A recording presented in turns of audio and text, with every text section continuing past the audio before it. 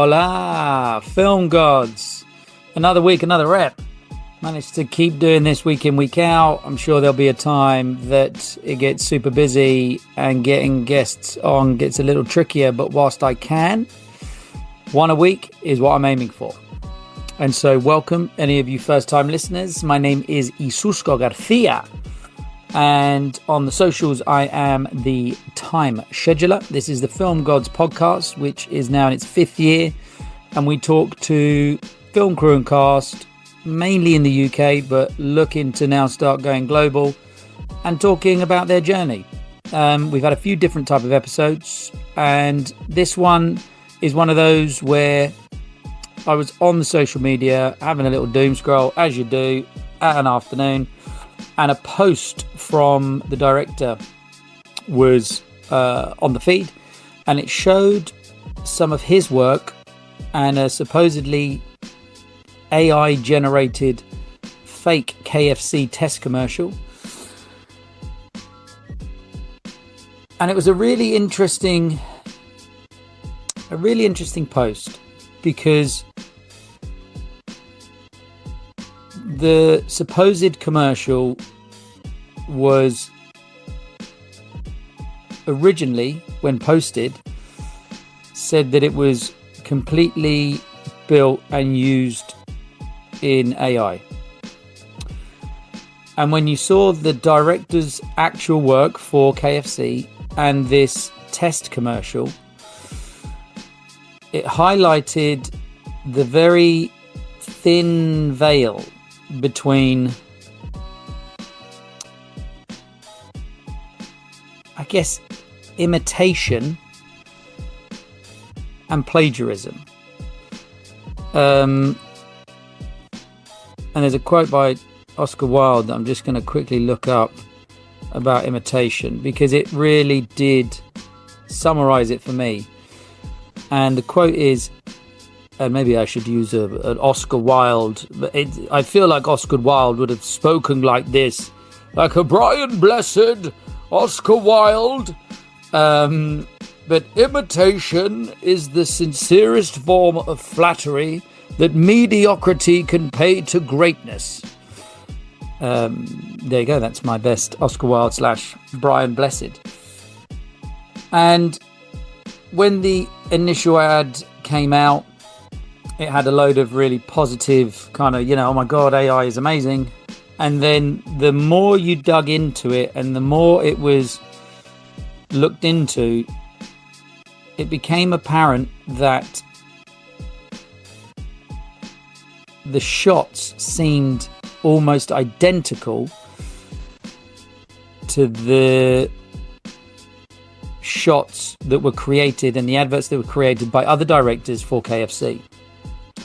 And the company / director in question that made it got a bit of a hammering, and I'm not here to hammer anyone, because I always like to keep it positive, and I like to always be, I guess positive, and just good energy is always something that I feel like is important. And that's why I didn't want this episode to just be like a bashing of someone. But what I did want to do is have a conversation with the people that made some of the adverts that were then supposedly used in the fake test commercial, and just have a open and honest conversation about where AI is, where it is on its journey for content creation and the use of it, because I think it's a blurry line. And I think as we go deeper into this world of technology creating, the positive that I took away from the episode was that AI actually isn't where we think it is currently. And you can't just type into whatever program, hi, make me a KFC commercial, and then it spits out this beautifully formed, engaging, creative piece of original content. So as long as all these AI need original content, there'll always be a need for us being film crew and cast, to make original content that AI can then use. And it's going to be a conversation that we're going to be having for God knows how many years to come. But this felt like one of the early incidents, may I say, where actually the idea of AI and what it can do wasn't exactly how it was described by its original creator. And so I think you're going to have a wonderful time listening. The two people that we have on, we've got the director and the DP of one of the KFC commercials, and it's a wonderful listen. So please engage. Thank you to everyone that takes that kind of 10 seconds at the end of the ep just to go on to the Spotify's and the Apple podcast, just to give the podcast a 5-star rating if you liked it. That 20 seconds that it takes for you to do that means so much to us. And it does such wonders for the podcast, and it gets it out and it allows more people to see it. And thank you to all you Film God family who are listening week in, week out. This is a labor of love.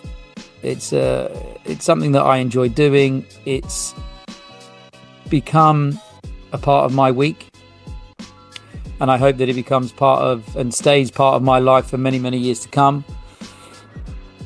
So thank you to you for listening and for sharing and for rating and reviewing it. Thank you to our sponsors, Creative Caves. Massive shout out to Cine Certified, again, doing wonderful things for the camera department in the UK. So go listen to their ep. And also for anyone that hasn't, please listen to last week's or the week before's ep, The Last Swim. And if you can, go and see it in the cinema. Do something, put your hand in your pocket, give it to the cinema, go and see Last Swim. It's by a dear friend of mine, Sasha Nathwani, who came up through the commercial world as a runner, knew that he was going to be a director from very early on, and just committed to it and made it happen for himself. So thank you for listening. Thank you for being here. Thank you for giving me your time, which is one of the greatest commodities that we have as human beings. Enjoy it, share it, and let's get straight to the ep. Ladies and gentlemen. So, ladies and gents, Film God family, welcome to a wonderful ep where we have two very magical guests who I saw a post online, and it really summarized a thought and a feeling that I've been having about the topic that we're going to be having today. But actually, just offline, I've just had another kind of intuitive vision of where the industry is going and how best we can maybe all just try and help each other out. So I don't want this to be negative. We're going to be positive, but I think it's very important that we have these conversations now, because we are the generation that will formulate the industry for the generations to come. So without any further waffle chat from your good self, what is your role? What's your name and what's your role on the call sheet? Simon. No, you should go first, Joris. I thought seniority, man. Oh, he's seeing age. Already started already. 41. Jesus. I look up to you, Simon. Get out of here.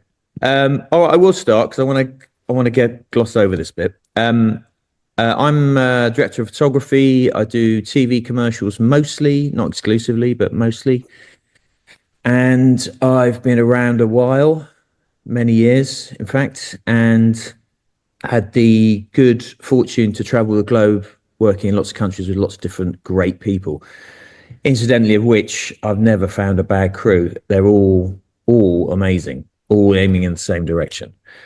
My background is, well, I just came through semi-traditional route, certainly from a runner to a studio assistant to a loader. Then I took a sidestep to motion control, did a couple of animation features many, many years ago, and then into commercials, really. And then I've done a couple of live action features more recently, but it's mainly commercials and also food and drink, which is what this blog is about today, I think. Mm-hmm.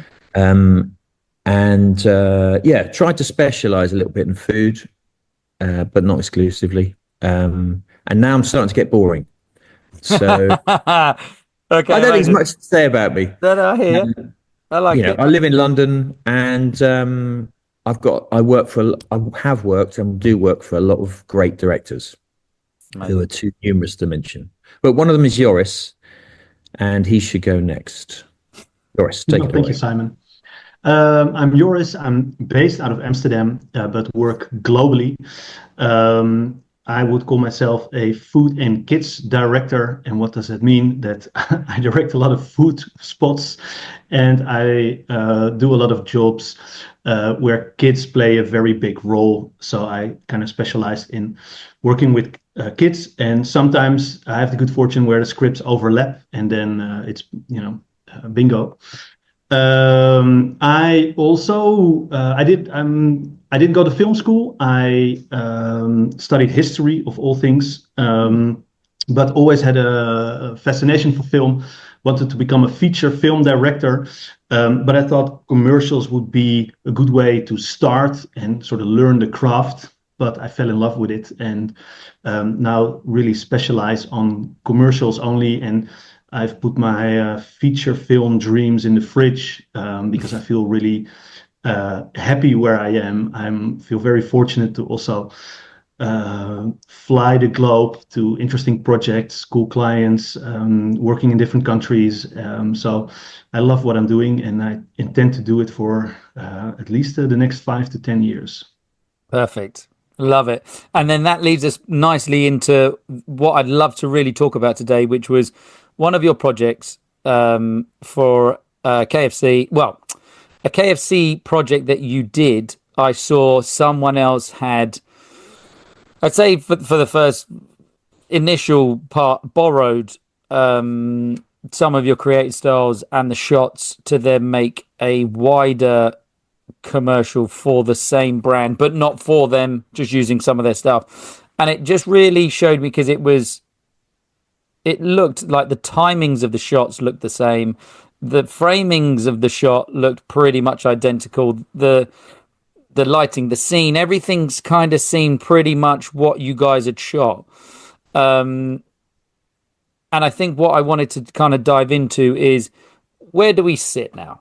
We you know, the standard model of client agency production company, that's still there, but flexing slightly. Sometimes agencies have got in-house production, sometimes clients have got in-house agencies, so the models are changing. But in essence, you get a script, you turn it into boards, those boards go down to Simon then goes on a recce, looks at everything that we're going to shoot, and the two of you kind of then come up with a plan of 35 from here, a 60mm from there, a tracking shot, a jibbing shot, or something. So the creative process to take what is a client's, we need a new spot for a chicken commercial, down to you guys, which is the locations, the look of the cast, the feel of the room, the lighting, all of those creative decisions that you made on that shoot. Then I see in someone else's shot, it kind of feels like we're in a murky, slight world of copyright. I kind of open bracket plagiarism, but it wasn't a commercial for KFC. It was just a test one. But where are we sitting now, and how much of it do we own? How much of the creative process is being just put into a supercomputer that can just then regurgitate all of those creative decisions that you've made on the day? Yeah, well, there's a lot to unpack there. A lot to unpack. Thought I'd just get it out straight away, because then I can just shut up and listen. So I think that, first of all, copying or borrowing or being inspired by is all very vague lines, and it happens all the time. And I done a commercial for an air fryer, and I saw that film almost copied shot by shot for another brand somewhere, God knows where in the world. Did it piss me off? Not really. Because I thought, wow, I would have loved to be hired by them, but it looked quite cheap. So I thought maybe they didn't have the money. They went for something else. They were super inspired. And that happens all the time. And I do it myself as well. You look at some shot and you think, wow, that could be really cool. But you try to give it your own spin, hopefully add something to it. And then I don't think nobody is really frustrated by that. Why I feel that this example is different because AI is in the mix. And I think a lot of people are very, very scared for their job security, what it means for the future. And I think a lot of people are scared to become obsolete. So when you are copied by some guy in Argentina, he's also just trying to make a living. Who cares? Yes. And if they want the real good stuff, they go to the source, not to the copycat, I would assume. Where I feel with AI it's different is that, potentially it's cheaper, potentially it's easier. So what is it going to mean for, our industry going forward? I think anybody who says that they know, they're, talking, I'm not sure if I would like to say bullshit. You can say whatever the fuck you want. I'll swear okay. first. So fuck shit bollocks. Now you can say whatever you want. It's bullshit because nobody knows where it's going to go going forward. But because of that insecurity, I think this was the example that we're speaking about here is such a big trigger. Simon, I don't know if you want to add something to that. Well, I'm going to add slightly different angle, which is, I think what people got in this instance, and I think, AI will come. Hopefully it'll be a bit like records. And hopefully people will want to still make things without AI, and people will be able to tell, because you can tell at the moment. But AI will grab a certain amount of the market. But I firmly believe that it's not as close as we think. I don't think this test, the thing that I was slightly peeved about, and certainly a lot of people are angry about online, is it was claimed to be AI had invented this from scratch, or a director had worked with AI to make this from scratch. And I think he even said it only cost $600 or $400 or something like that to make. Also, there were some claims about money.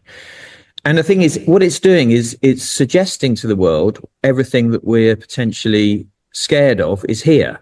And I don't think it is. I think broadly it was copied from our work. And certainly I think there's being influenced by and copying two ends of the scale. This certainly the food shots that we did together that are on there, loads of them, the lighting was like the same, exactly same lighting, exactly same colors, angles, directions. The moves were exactly the same, which is quite interesting, really, because we did AI. I don't know how they do moves, but we did all our moves by hand, so nothing was done by a computer, and which meant there were accelerations and decelerations, and that it felt like they were in the AI one as well. So I'm not quite sure how it was. They haven't really revealed. I wouldn't so much. There are a few things left out of his explanation video, because he tries to. It's suggested that it was all done by AI, but I'm not sure it was. There's a lot of 3D. I don't know. Yeah, I agree. I don't know how it was done, to be honest. Yeah, the explanation video, you watch it and you go, well, there just looks like there's a lot of stuff that's built 3D modeled that he's just kind of extrapolated what was in shot to then create it again. It doesn't say, for me, the AI thing is, give me the input, give me a TV commercial for KFC with some nice tracking moves. Don't get something. But I think where I looked at the two videos side by side, and just the shots that were taken and the shots that you used, the timing, the lighting, the visuals, everything was seen pretty much there or thereabouts, No, but that's what raises so much questions, is what are we actually looking at? Because if he tried to see how easily he could copy a commercial, AI can do that for you, but it's a lot simpler than spending 300 hours. Yes. You can almost do that with the press of a button. If you want to show your AI skills by saying, like, okay, I extrapolated what makes a KFC commercial. I let AI analyze that, and then I made a new commercial that is showing different products, different camera moves, different characters, but it feels like exactly like in line with our commercials. then it would be like, oh wow, because then, but now it is neither that nor that. It's an exact copy that apparently took very long. So what is it saying? What is it meaning? It just raises a lot more question than it answers, I would say. I would say that he's trying to protect his business, if I had to guess. And we're analysts. We know what we're doing. All of us, all three of us, and probably a lot of people that will watch this blog know how to see what the difference between 3D and AI even, and live action and copying. Now, I think he's just trying to protect his business. He has a business and he has some good show reels of AI, supposed AI. And he wants the business. And I think his explanation is for those businesses rather than for us. That's why it's a little bit confusing to us, because it doesn't really tell us all the details. So I think he's just protecting his business. I mean, where does it sit though in the copyright? Because I was speaking to a producer and they were saying that in the PIBs now, there's a lot that needs to be. I mean, it's in stills photography, it's a lot easier because there's royalties, there's usage, there's a lot of contractual work that goes in before the camera starts to turn about who owns what. And then we come along, we get an idea that is kind of, the crux of the commercial is the client saying we want something. The agency have come up with something, but then the director has a very clear objective of the boards and the idea, and then you as a camera team come in and then execute that, and things need to tweak. So there's no real ownership of anything, but everyone owns a part. As you said, it was like the camera move was a hand move that is a natural movement that does speed up and slow down, like old, Led Zeppelin songs where they don't have a clicker track and the drumming goes a little bit faster, a little bit slower. That human element to it, I think where I'm now starting to wonder where do we go is, well, who actually owns those rights to the creative, and does it just go to the client, and can they just then take what you've shot and slightly tweak it in AI and then push out another commercial with what you've already done? Well, scary one to answer. Yeah.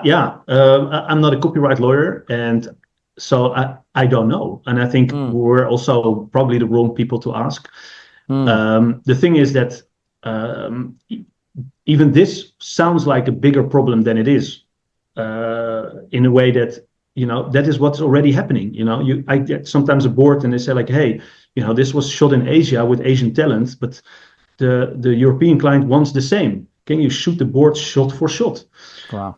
It's already happening, Okay. I'm not sure that is, probably the client, I think, owns the copyright already. If I never had to sign anything over. So I think being protected by European copyright law, if you really want to make a case, you can, but are we going to sue KFC? Not a chance. So I don't think that is actually also where we as creatives should put our focus at the moment. I think that we should really think hard and experiment with AI to see where it can help us. I agree with Simon's earlier point that I don't think it's as far as we think it is. I really like the term uncanny valley, where things still feel off. And, if you look at what Will Smith eating pasta 2 years ago, it looked horrible, but we were like, mind blown. I only just found out about this last week. I only found out about Will Smith eating pasta. I was like, what the fuck?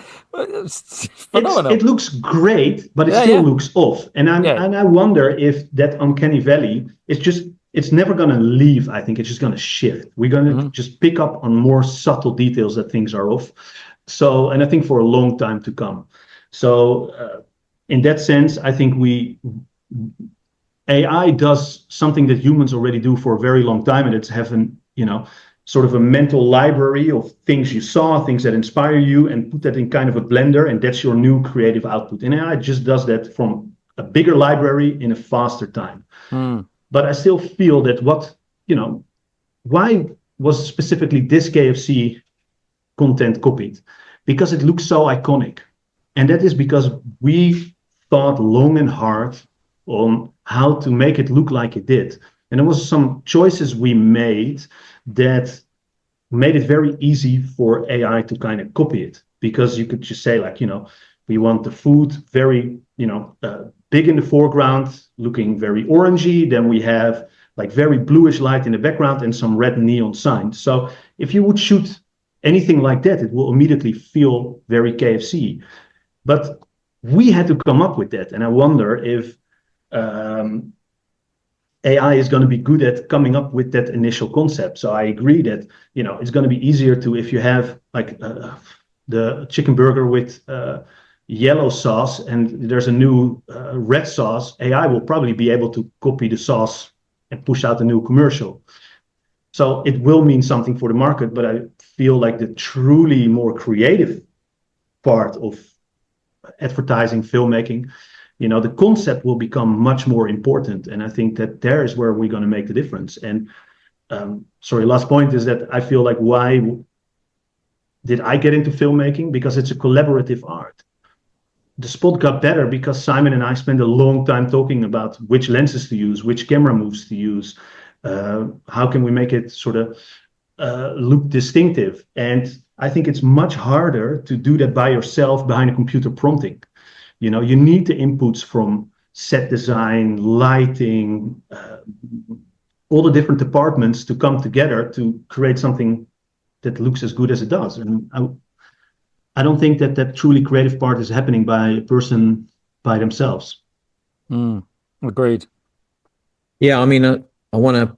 The grip was absolutely amazing, and he's responsible for making the most ridiculous rigs, and us getting all those shots that look like we've used a bolt. A bolt, yeah, and but we didn't. Oh, everything, all of the shots that you did in that spot were all, there was no technological. Oh, wow. Yeah, I got there and I said, I remember arriving and saying to Joris, have we got a bolt? And Joris said, we got the next best thing. We got Mr. Bolt. He's the grip. Yeah. No. He said, no, we haven't. Sorry, we can't. The budget won't allow. Or there's one there was one in South Africa that was busy, or one that they could have afforded was busy, and there wasn't an available one. So we said, I said, Joris, it's okay. There's a certain amount we can do by hand, but we were able to do more than that because we got the right grip. He was brilliant, local guy, put his heart and soul into it, and yeah, he was great. He was fantastic. The sky's the limit. In fact, we all got into it because it was like loads of boys together. And just trying to build Meccano rigs and make them go faster and faster and faster, dangerously so. Yeah. Yes. So it's good. And I think that added to the character of the work as well, because it came from not having the money for a robot, but what I really fell in love with, which I now tend to gravitate more and more towards, is sort of the analog feeling of some grip solutions, because the bolt feels clinical. It's kind of too perfect. So I end up sometimes adding camera shake to a bolt shot to give it a more handheld feel, because I kind of want to replicate that sort of human element in it that makes it feel less, clean and almost off-putting. Which is interesting that we're kind of we've started talking about kind of like the AI and the technology, but actually we're kind of talking about technology as a whole compared to the human, the soul, the piece of the filmmaking that is imperfect. And I think that also ties in nicely with the bigger for me, and problem's the wrong word, because industries are always constantly evolving. I was watching, my son just got into horrible histories, and I'm going to paint a horrible picture, but there was, for many years, there was no toilets. So everything would be on the side of the road and people would shovel it into things. And all of a sudden the toilet came and totally destroyed someone's, work that was their generational, their grandfather did it, their great grandfather did it. And I think where we're going now with technology is that every generation has had its own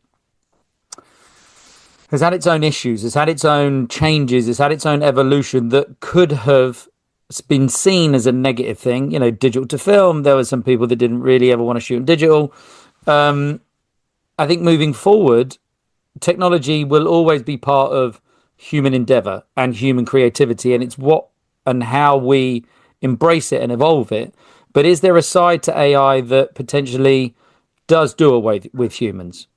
Is there a section of creative content that suddenly it's got enough? You know, it's been ingesting, and we've been creating for another 5 years, 10 years, and then that's it. It's AI can now just go, no, I've got all the info I need. We don't need any humans to create anything more. Is there that paranoid thought that is my paranoid thought that film sets will become less human and jobs will become more AI? I would say probably yes in the future. Definitely be bit by bit. I think it hit that paranoia you were talking about. It's in all of our heads. It hit a very wide crowd. I don't know how many views, over 2 million views, and it hit a lot of people, and a lot of people were upset about it. A lot of people said sue, which of course we can't, and I wouldn't even want to begin to do anything like that. I don't think we own it, or we don't. But that's why it was so popular, because we are a bit scared of AI and what the future is going to bring. However, going back to what Joris said and what I said earlier, I don't think it's that close, because what he did, if anyone, for those who know, what he did isn't actually that clever, and it's not AI didn't do it. Well, AI probably did do stuff, but it didn't create. It didn't come up with all those things that Joris and I came up with for the initial concepts, and all that creativity we actually put in. So when he mentions so I agree that, and I think we can still keep doing that. Certainly, I don't think it's that close. Do you, Joris? I think we've got at least. No. So what scares me is the rapid development. So what like, it feels like AI has been around for 10 years, but it hasn't. If you look at things from 2 years ago, it looks horrible, and now things look great. So double the amount of time, and we're just 2 years ahead in the future. So that scares me. And I do think that, for a lot of parts of the creative process, it's just going to change things a lot. Like treatment writing is going to change a lot over the short amount of time. Image research for treatment is going to change a lot. Like rotoscoping, post-production work, all those things are going to be influenced in the very near future. For the bigger creative decisions, I think we're further away. I also feel that things really move in trends. So I think AI is very good in kind of, it's fast fashion, but it doesn't set the trend. Nobody's going to find the next big fashion trend on Temu or some other, you find it somewhere else, and the fast fashion follows it. And I feel like that's a bit what I see AI happening, is that, when everything is possible and everything looks good, nothing does. We're going to get interested in something different, and I do think that we, particularly in the food industry, are going to get that blow first, because it's just much easier to have caramel drip over a strawberry looking fantastic. With AI, it's relatively simple. I think that's going to be replacing a lot of sort of slow motion, tabletopy things relatively quick. But I also think we're going to get extremely bored of that imagery very quick. So then AI is not going to set what is going to be the trend then. So we're going to get bored, and somebody's going to come up with, what? I just want to have it different. And I don't know, film it with their phone, film it really crappy, or involve more human elements, like I want to have things in my hand and how the hand moves and how the person looks. And then that's going to be the trend, and maybe AI is going to follow that. So I agree. It's nowhere near replacing us in the short term. I think it's going to replace aspects of us, but as an industry as a whole, I don't think so. Good. No, not for a long while. I mean, I'd like to see some evidence, but this isn't evidence, fortunately, yet. So people can calm down a little bit at the moment. Like I say, like Joris says, post-production, I've got a lot to fear now. But as Joris says, the ideas, the way people, I don't think I can quote them, but who came up with the whole Lurpak look, that came out of nowhere. And doubtless there are countless other great creative ideas, visual creative ideas that come out seemingly out of nowhere. But essentially, as we know, the chaos theory, you have a certain amount of events, and what comes out of that is a new look. And AI is not going to be able to do that, because it only it relies on everything that's already happened. So and also I can say that AI did not pick our stuff randomly. It was picked by a human. Yes. And I don't know what happened after that, but it was picked by a human, and we can see that. I can see it on my analytics. So yeah, I think from not having been too deep into the 2 million views side of life, but kind of the more I tried to unpick what was the narrative of how it happened, it seemed because it kind of this chap that made it does give a few of the directors whose works they've kind of used a shout out, but it very much feels like he didn't first, sketch. I've got to say. Okay, fine. He didn't do that first. Unfortunately, he didn't mention any of us at first, did he, Joris? Right. Nobody was Okay, mentioned. fine. And then he didn't well, that's where the uproar is. The wonderful Mr. Simon Paul, guys. Come on, hashtag him in or maybe DOPs don't get mentioned. I don't know. But but also from that perspective, it's as creative as the director's role is, the DP's role on set is one, for me, probably the most important, because you've got, not only do you have camera, you've also got grips, you've also got lighting. There's a lot of creative input that sits on your shoulders, and the two of you are needing to kind of problem solve and bounce ideas on the hoof on the day, especially when you go to the places like South Africa. If you do have a bolt, you can't really use it that often because they've got power outages, and everything that you just programmed for the last 2 hours just gets lost. So actually the cleverest thing to do is use a grip who is so used to being a motion control machine. And I do love what I've taken away so far from this is, as wonderful as AI is, and I don't think now the more I talk about it, what that job, the KFC, doesn't look like it's too much AI. It looks like it's a lot of back-ended skeleton, just 3D modeling, and then just thrown a bit of AI as the outer shell. What I love to hear is people doing what you do at the forefront and at the top of the game, kind of going, look, for us to keep moving forward, we need to be creating new things. And it's those new things that then AI will then come off the tail of and piggyback off. And without us pushing forward and without us making these beautiful things, there isn't going to be anything that AI can do. And look, there's going to be a load of brands that will only probably ever use AI just because it's cheaper and faster and whatever, if it does end up that way. But I think the human endeavor in the creative industry, I think, is what we should be championing. And I said the other day to someone who was like, where we have a PG sticker on a film, we should have a little logo that just says AI. And if everything was made in AI, then that commercial, everyone knows that nothing in there is real and that everything is AI. And actually, when you see a brand that wants to touch human emotions and speak to people, like British Airways, because their stewardesses talk to human beings, they probably would never use AI because they want to have that soul-to-soul connection of human beings. Yeah, well put.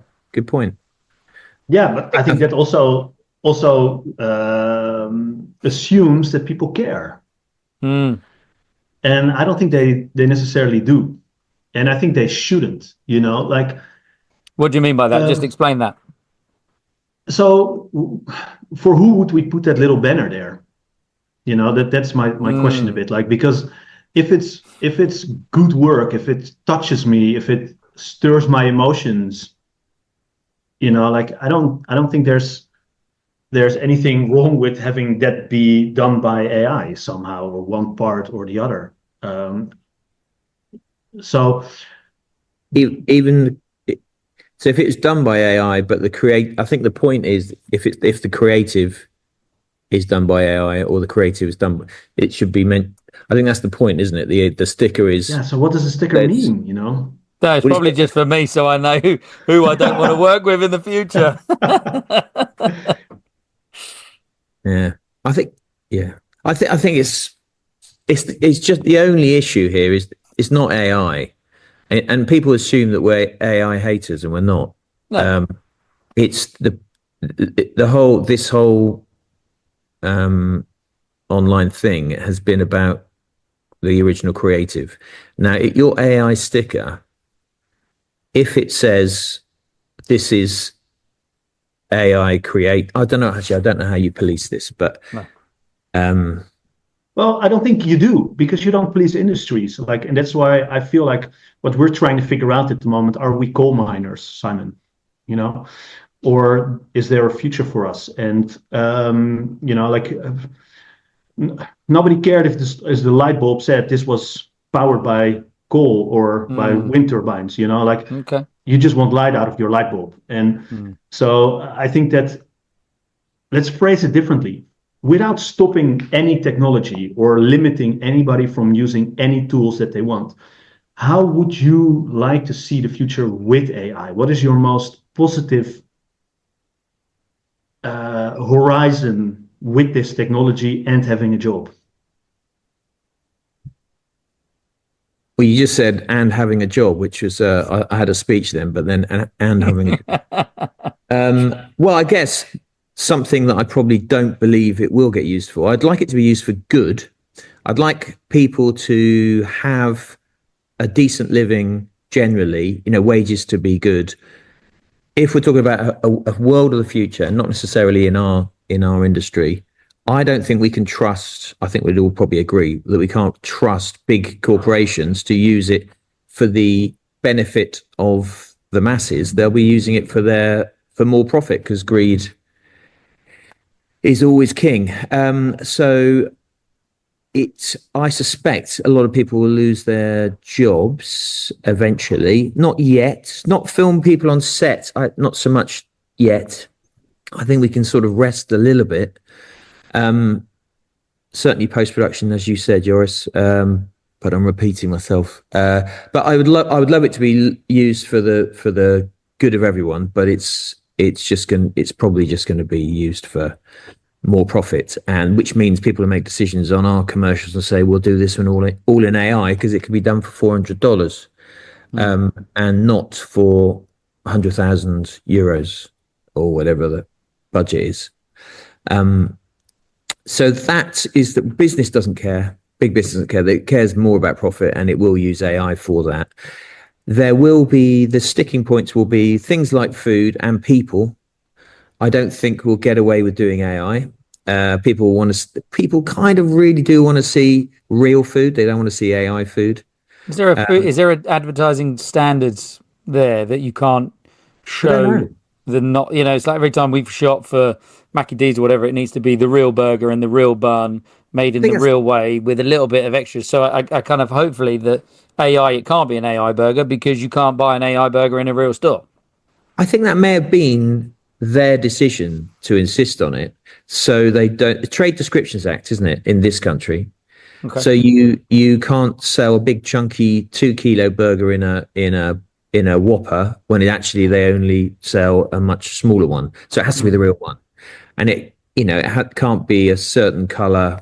You can't dress it up as something you're not selling. So that's trade. Is that trade descriptions? I'm not quite sure. I think that's what it is. So they don't want to get in trouble, but also they want everyone to see their product and they want to sell their product. So I think it's their own self-regulation when they insist to use all their stuff. But it also might come under a greater umbrella of what are you selling? Are you selling something? Are you packaging something that actually in these commercials that you're not actually selling when you open the packet? And I think that will be in our favor, Joris. I think people will want to know that the real food's been shot, and also obviously all actors, so that actors have rights. So I just want to, if we're going to leave this blog with anything, I'd like to say it is not all doom and gloom. I think that movie was somebody slightly selfishly decided that he'd be the first one to release this. And I think he probably had his eye on the ball that KFC was doing AI stuff rather controversially. And he thought he'd get on that bandwagon, and he thought he'd be the first one, and he slightly cheated. So essentially, it's not here yet, and I think we'll still have to shoot food, and we'll still have to shoot actors. So it might be in the background, it might be out the window, it might be a plate, but I don't think it will be. We'll still be standing on set this year, next year, the year after, the year after, the year after that, because people demand that the food they see is the stuff that is shot, and the stuff they eat, they want to be the stuff they see on TV is the stuff they want to open their packet and find. Yes. So I think there are securities there, and it's not. We don't need to panic, and I think we're going to still keep making great little films and Perfect. enjoying it and getting really excited by, as we did making those shots, getting really excited by what we were doing. Nice. I guess I'd ask the same question back to you then, Joris. What do you envisage, or what's your ideal future for content creation, commercials, long form, for the creative industries and AI? Well, I hope it's going to make things easier that used to be hard. I mean, if you need to shoot in a Christmas commercial in June, because that's when they kind of shoot them, and you want a snowy street, it would be fantastic to do that with AI. It's saves funny you should say that. I went to the future of advertising for the APA, and we had William Bartlett, who is the senior executive creator, something like that, at Frame Store, and that is the exact thing that he said. He said, look, you're going to be filming all the stuff in June for Christmas, people dressed up, and you can dress the inside, but that exterior shot we can just build, and it just gives you a little bit more time to shoot the interior stuff with the people. Yeah. Nailed it. What that means for a post house, I mean, yes. They might lose some business over that, but I feel like ideally it becomes more of like a tool in the toolbox. Like you want to shoot a grand exterior of some hard to visit location, let's create it in AI. So I hope that instead of taking things away from what we do, it just raises the bar of the creative output. That I was speaking to like some people on what it could mean and how they view the world going forward. And they say, we hope that people still pay 100,000 for like a 200,000 for a commercial, but with that money, they just get a better output instead of getting like something that is already kind of existing with AI for a lot cheaper.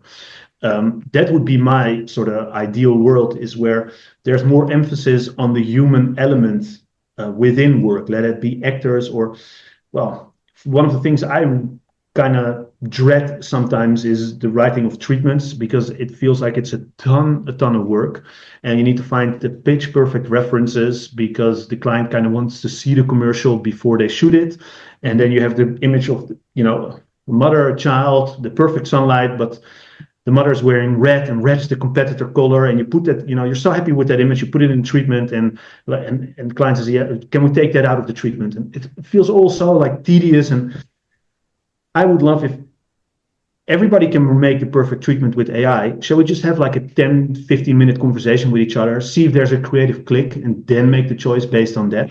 That's the world I would want to live in, where it's much more about, can we get a team together that is going to create magic in that specific moment with each other?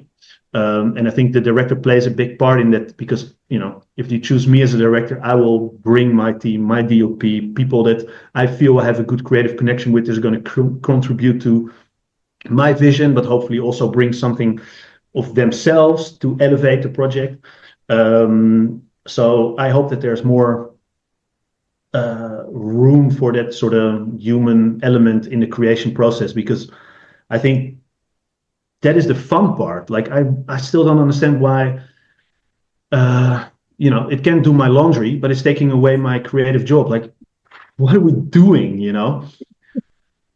Yeah, that's it. What was it? I saw the quote, I want AI to clean my dishes and do my laundry so that I can read more books and make more art. I was like, that's kind of it. That's Yeah. I love it.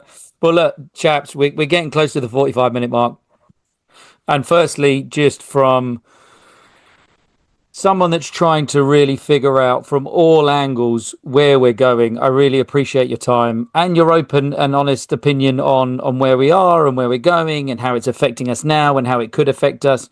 Because I do honestly feel like we are the kind of the last generation that knew how it was done on 35 on film stages and are now going to be the ones passing that knowledge on and hopefully making it an industry that the next generation of film students and runners and creatives have somewhere to come in to let their creativity flourish and come out of them. Because I don't know about you, but if I'm not on a film set for a couple of weeks, that energy, that stored up kind of team effort and love of what we do just starts to turn me a little bit crazy, and I got to go for a walk or something like that. So look, as we reach this kind of 45-minute mark, there's always two questions that we finish the ep on, which is advice to younger self, and then anywhere to give anyone your shout outs to or a project or whatever.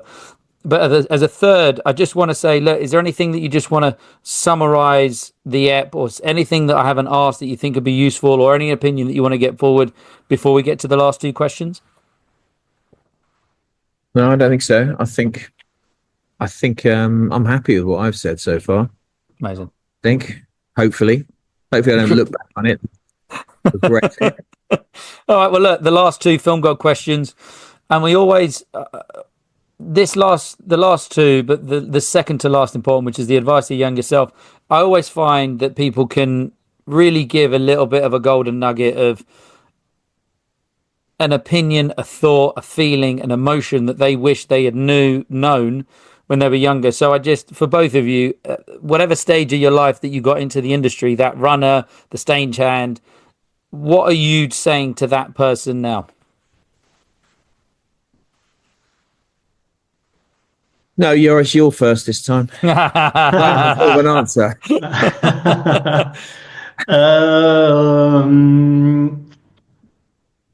Celebrate every milestone, because I notice, and that is, I'm saying it to my younger self, and I'm saying it to myself today, because I notice I've always have my eyes on the horizon. I'm always looking for the next challenge, but I think that it's really important to celebrate every little victory, be grateful for it, because otherwise there's never enough. And it's very good to kind of be in the moment, look at where you are, and take confidence from that, instead of always setting your goals on new heights and feeling never good enough.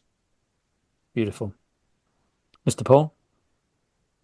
Interesting. I've been advised to my younger self. Ask. I think I was too shy when I was younger, and so always ask. And also, I'm very impressed by.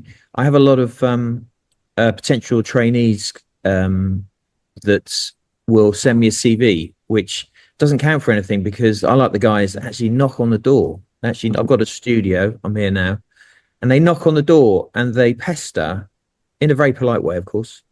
And I really admire those people, and I think I would have got further quicker had I done that. And I mean, the yes is always the answer, as we all know, because we're in this industry. It always is, isn't it? I think we're actually very, very lucky, because as people in the film industry, we tend to have to get on with someone as soon as we meet them, and hence then we get a good day, and everyone has a good day. So we're good at teams. And I think there's a transition period when you come out of education, maybe, or from another industry. I came from working in restaurants and bars, and it's actually a different mentality. Everybody in the film industry is actually willing to give you a bit of their time and good advice and recommend you, and you don't know it. You walk around a film set, and every single person there, the grip, the DIT, any of the runners, or the catering even, can have a connection to your next job. So all those people are vital that you get on with them. So that whole teamwork thing is a natural progression that people in this industry should take up as quickly as possible to make a lot of friends, and you'll have a fruitful career. You make a lot of friends, you have a fruitful career. You get recommended for the most bizarre projects that you didn't see coming, simply because they liked you. So the people have got to like you. So ask people for opportunity, and just try and make a good impression as early as possible.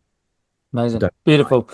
Well, we get to the last little moment now, and this is my space to give you, in case there's anyone that you want to give a shout out to, agent, parents, God, a project, whoever you want to say thank you to or give a shout out to, or just let people know your socials. Please feel free to. So Joris, would you like to start? Yeah, controversial one. I'm going to thank David because this has been a super interesting experience for me. I got in touch with so many lovely people because of this. People reached out from all over the world.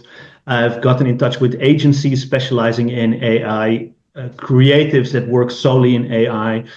I literally got jobs in because of this. And it has also opened my eyes on, I did some ChatGPT before, but I feel like this was the kick in the butt for me to really dive into what the tools offer, what it can give me, what it doesn't give me yet. So it's the kickstart of a very interesting journey, and that's all because of him. Amazing. Simon. Yeah, interesting. I haven't quite got the feedback. I think it's Joris's video, his Instagram video. But yes, I got a chat on this blog. Meet you, Isusko. Yeah, nice. Good. I've enjoyed it today immensely. What was the question again? Any projects or any way that people can reach out to you, your social media or your agents or anything like that? Well, I think if people want to reach out, they can. I think people can connect. That's fortunately, if you want to know, if you see people on this, it's very easy to connect. I don't think I need to quote all my No, fine. I'll put them all in the descriptions. Oh, that's very good of you. Very good of you. Oh yeah. And then people can reach out. Yeah. Okay. Well, I think I've said my fill actually. But it's been really nice today, and you've handled it really nicely. You made us feel very comfortable.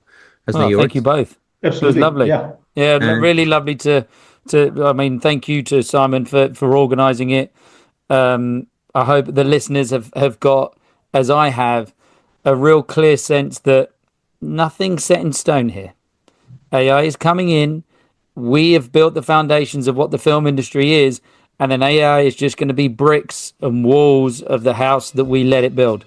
So look, ladies and gents, thank you for listening. Subscribe and share, give it all of that, share it to who you can, 5-star rating, and until we meet again, that is a wrap.